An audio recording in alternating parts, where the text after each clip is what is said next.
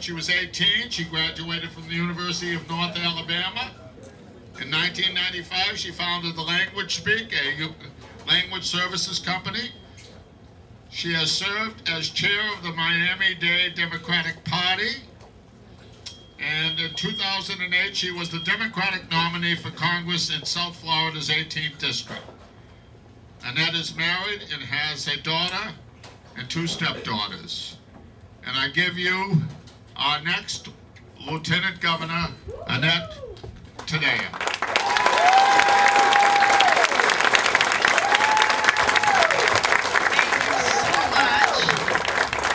Thank you so much. I am honored to be here, delighted to be here. And for those of you who are looking at me funny in the back because I was drinking water backwards, I had the hiccups. I can't come up here and start talking with the hiccups, right? And somebody said, that works. And it worked. I don't have the hiccups anymore. So my mom was right. Drink water backwards. Anyway, instead of holding your breath, you can try different things, right? So I'm just so proud to be here, so delighted to be back. I know that Charlie was here just a few days ago to go on the river tour, and we were so delighted that he came. I was here for the big rally, and glad to be back.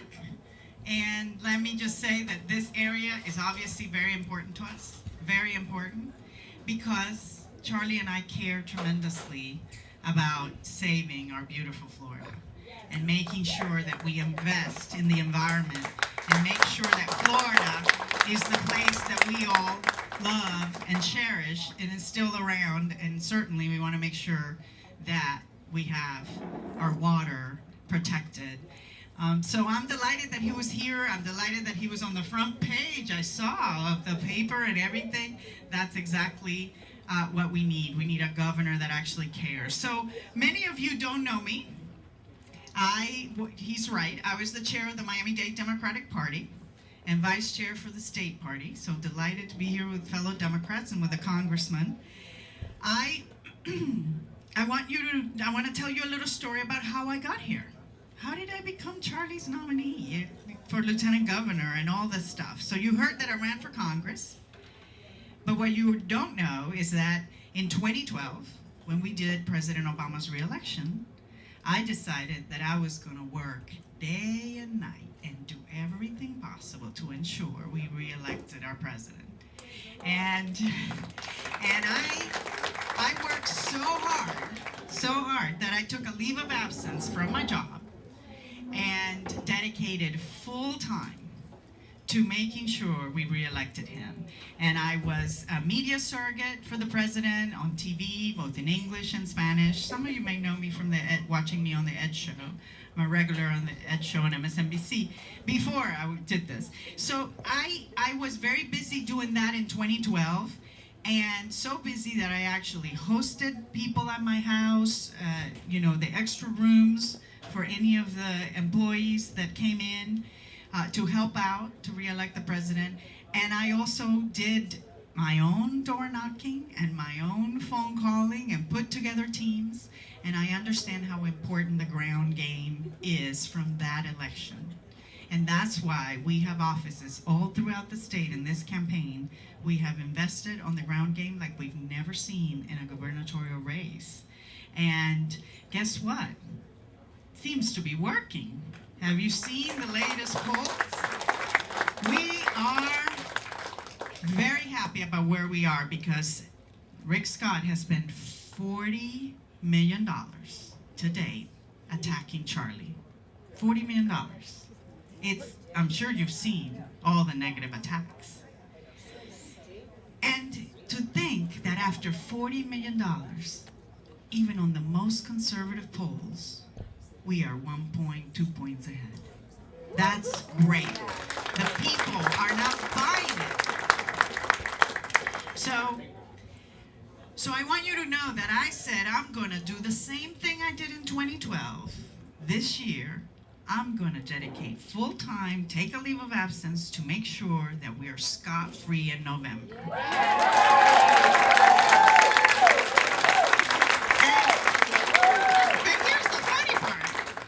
Know I was going to be on the ticket with my name on the ballot when I what I did is as soon as, my daughter got out, I have an 8-year-old daughter, goes to public school, and as soon as she got out for summer school, I said, let's take off and take some time, a break, because I know once we get into campaign season, I'm going to be very busy, and I want to spend some time with her and get away where there are no phones. And, when you're chair of the party, you get a lot of calls. So I wanted to get away. So I get away with her. Phone doesn't work there, but I still had Wi-Fi to make sure I could still read the newspapers and the blogs and find out what's going on. So that's what I did. And lo and behold, I'm there with my daughter and we're enjoying our time, and I get a text message from the campaign manager for the Charlie Crists campaign. And his text message says, Annette, we have to talk. It's urgent. And I'm going, urgent? What's urgent? So I'm wondering, is there something going on with the Latino vote he needs advice on? Did something blow up? Did Charlie say something wrong? I'm doing all kinds of research on the internet trying to figure out what's wrong. Why does he need to talk to me urgently? And I don't find anything. So I said, I'm sorry, but I don't have cell service. You're gonna have to send me an email or a text. And he goes, oh no, I can't talk to you about this via email. We must talk. And I said, well, if you have an iPhone, I have an iPhone, we could do FaceTime if we both have Wi-Fi. He goes, oh, that's a great idea. I'll call you with FaceTime. I wait for the call and it doesn't come. So I say, well, it must have not been that urgent. I decide to go to bed. I put on my granny pajamas. You ladies know what I'm talking about, and you men, I hope you never find out. And I put my hair up in a ponytail, I take off all my makeup, I go to bed, my daughter's already asleep, and I turn the light off, and sure enough, the phone rings. Omar, FaceTime. And I'm like, oh, crap. I said something else, but you get the message. And so then I'm like, hey, Omar, I answer. And he goes, hey, Annette. And I'm like, yeah, and I'm looking at him because I can see him. And he goes, it's pitch dark. I can't see anything. Why don't I see you? And I'm like, well, I guess I could turn the light a little bit. So I dim it up a little bit so he can see sort of a little bit. And he's like, oh, yeah, I sort of see you. It's dark, but I see you. And I was like, okay, good. So what's up? And he goes, well, Annette, you're great. You're great on TV. You're great putting teams together. You're great on the ground. You've been doing a great job in Miami-Dade Democratic Party. He just starts going, you're a businesswoman. You're a mom. He starts going through all these things. And I'm like, you're reading me my bio. Well, I already know this. What's up? And then he goes, well, Charlie has been looking at you to be his running mate for quite some time. And we've been doing research, and before we continue with this conversation and continue doing down this route, we want to make sure that you're interested. At which point I went like this. And then I'm like, oh crap, he can see me. Close your mouth. So I close my mouth, and then he's like, well, are you interested? And I said, oh my gosh. I was already willing to take a leave of absence, dedicate full time to make sure we were scot-free. And now you're telling me I don't just get to do that, but I actually, once we get elected, I get to go to Tallahassee and bring about the change that we need and have a voice. I said, absolutely. That's amazing. That would be great. So from there, I got back to self-service areas and I met with Charlie, and we had dinner with my husband, who, by the way, just is a wonderful mensch that allows me and supports me 100%. Not allow me, that's the wrong word for me, but he supports me 100%.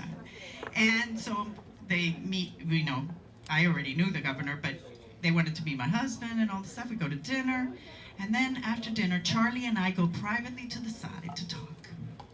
And he just goes, Annette, point blank, looks at me in the face, goes, Annette, why do you want to be Lieutenant Governor? And I said, Charlie, because I really believe together we can make a difference.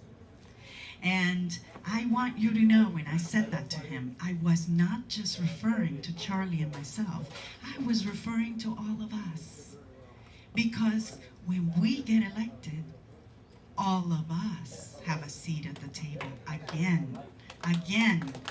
Because that's what we need, a governor that actually believes that all of us deserve to have a voice. Because right now what we have is special interests, big corporations. Those are the people that have a voice. The teachers don't have a voice.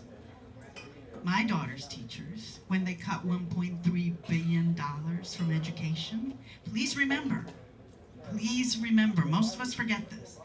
He actually held a Tea Party rally to show everyone his wonderful budget, and he proposed cutting almost $4 billion from education.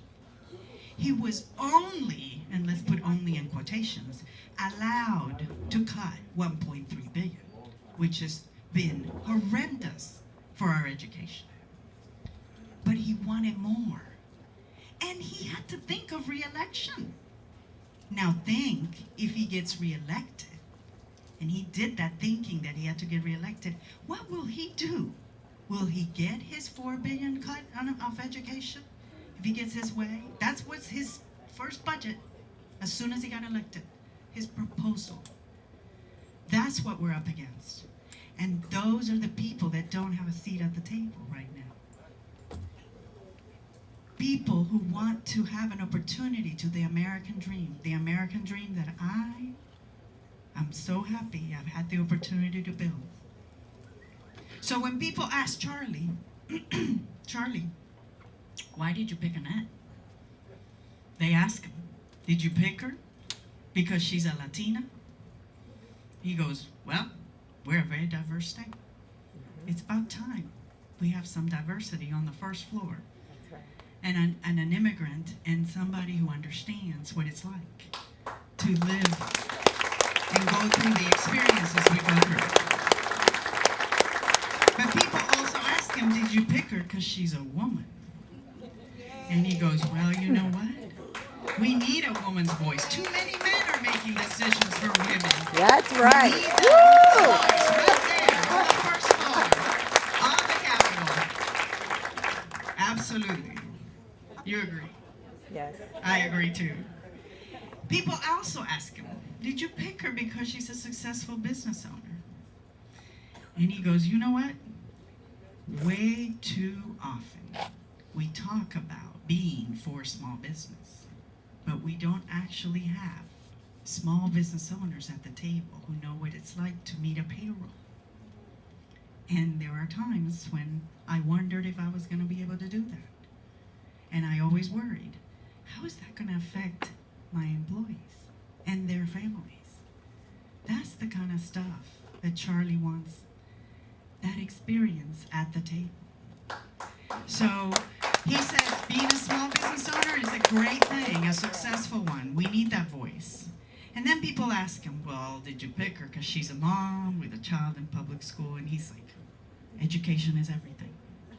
We need to have the mothers' voices, the teachers' voices, everybody who's affected, because the only way we're going to move the state forward is if we believe in education again.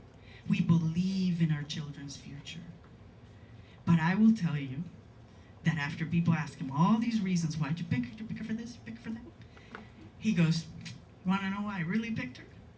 He says, I picked her because of her heart. Because Charlie really believes that when we make decisions for the state of Florida, we need to have a heart. Right now, we don't have one. We don't have one when you cut $1.3 billion for education. We don't have one when you don't protect our environment and our waters and our future of Florida. We don't have one. We don't have one when you actually don't accept $51 billion for Medicaid expansion, and you have people without health insurance, almost 1 million of them, right here. That's not having a heart. So he's right. We need a heart in Tallahassee. That's right. And Charlie always had a heart. He did. He always put the people first. It's not just a commercial. I know, and I remember how we all celebrated. For example, in 2008, we were working so hard to get Barack Obama elected. First African American president, we were so excited. And the lines, I'm from Miami, the lines were long, long. And the Republican Party told them, you cannot, don't you dare extend voting hours. And he said, I can, I'm gonna use my pen and I'm gonna extend it because voting is the most precious right we have. And by God, he did, and I remember how we celebrated. But he also had a heart when he took the stimulus money that they told him, don't take it. And he gave that famous hug to President Obama. And I'm so glad he did. You know why? Because in that process, he saved us from going deeper into the recession, right. but he also saved 20,000 teachers' jobs. That's having a heart. And he also did it when he fought the sugar industry, which is why they're giving so much money to the other side now, because they don't want to see him back in Tallahassee, because he did this. He fought the special interests and the polluters, and he made them pay for the polluting. What a concept. Now, we're all having to pay if there's any cleanup, which we know. Now Rick Scott is saying, oh, I'm an environmentalist. I'm going to invest if you reelect me. We're supposed to believe him. You had 4 years, buddy. You had 4 years to do it. Why now, when you're seeing that you're in trouble in your reelection? Now you want to be green. How about investing in solar energy? Create real jobs, real paying jobs, and lower our electric bills in the process. Meanwhile, since he got elected, our electric bills have gone up. Have you noticed? They've gone up. And now you wonder why the electric companies are giving so much money to the other side? That's why, because when Charlie was governor, he fought the special interests every step of the way. And he made sure that those appointments on the Public Service Commission were there to represent the public, not the actual industry that we are trying to make sure to protect against us. He also fought the insurance companies, which is why they're investing so heavily in Rick Scott's campaign. And he fought for them to raise our rates for our home insurance. And remember, when he was governor, we got some hurricanes. We haven't had any hurricanes, but yet our insurance just keeps shooting up. Did you know that Rick Scott actually signed away our right to regulate insurance? Yes. We have an insurance commissioner that can't regulate. Who's ever heard of giving away that right to protect us? So of course our rates are going up, but we're going to change that. We're going to change that. So that's what I mean when I say he has a heart. And I'm so proud to be a part of the People's Ticket, because we need to get Tallahassee back to the people for whom it belongs. So when we win in November, I want to tell you, when we win in November, and we will win with your help, getting everybody out to vote, we're not going to do 2010 again, right? Right. We're going to make sure that no one stays home. So when we win, we are going to bring the sunshine back to the Sunshine State. Thank you so much.